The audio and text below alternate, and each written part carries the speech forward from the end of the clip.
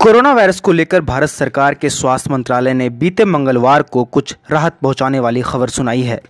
स्वास्थ्य मंत्रालय के मुताबिक भारत में रिकवरी रेट 41.61% पहुंच चुकी है और फैटेलिटी यानी मृत्यु दर अभी भी 2.87% ही है। हेल्थ मिनिस्ट्री के ज्वाइंट सेक्रेटरी लव अग्रवाल का कहना है कि पूरी दुनिया में 1 लाख की आबादी में कोरोना वायरस से 4.4% लोग मारे जा रहे हैं, लेकिन भारत में यह 0.3% ही है। इसके पीछे सबसे बड़ा कारण देश में चल रहे लॉकडाउन को बताया जा रहा है। हेल्थ मिनिस्ट्री के मुताबिक मंगलवार तक 60,490 पेशेंट कोरोना वायरस से रिकवर्ड हो चुके हैं।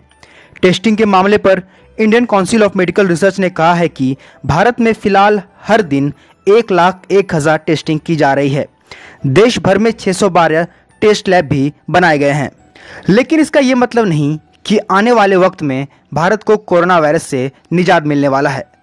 आउटलुक को दिए इंटरव्यू में centre for disaster dynamic economic and policy के डायरेक्टर डॉक्टर रामानंद लक्ष्मी नारायण का कहना है कि आने वाला वक्त भारत के लिए कैसा होने वाला है, इसका अनुमान लगाना मुश्किल है, क्योंकि भारत में जिस स्पीड और जिस नंबर से टेस्टिंग होनी चाहिए वो काफ़ी कम है।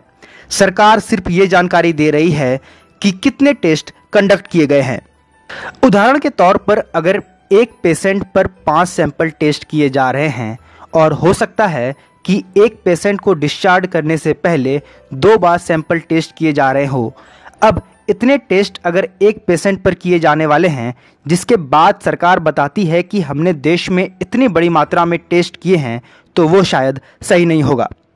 डॉक्टर रामानंद का मानना है कि इतनी बड़ी आबादी वाले देश में मास टेस्टिंग कराना संभव नहीं है, इसलिए सरकार को कोरोना वायरस से संक्रमित मरीजों के जान बचाने पर ज़्यादा फोकस करनी चाहिए, खासकर उन लोगों पर जिनकी उम्र 60 साल से ज़्यादा है। भारत में कोरोना वायरस के पीक को लेकर बीबीसी ने एक रिपोर्ट जारी की है, जिनमें एम्स के निदेशक रणदीप गुलेरिया का कहना है कि भारत में कोरोना वायरस का पीक आना बाकी है। उन्होंने कहा कि भारत में जिस तरह कोरोना के केस बढ़ रहे हैं, उसके बाद पीक तो आएगा ही, लेकिन किस महीने आएगा ये मॉडलिंग डेटा पर निर्भर करता है। कोरोना वायरस के जितने भी एक्सपर्ट हैं, उनका मानना है कि भारत में कोरोना वायरस जून जुलाई के दौरान पीक यानी अपने चरम पर होगा।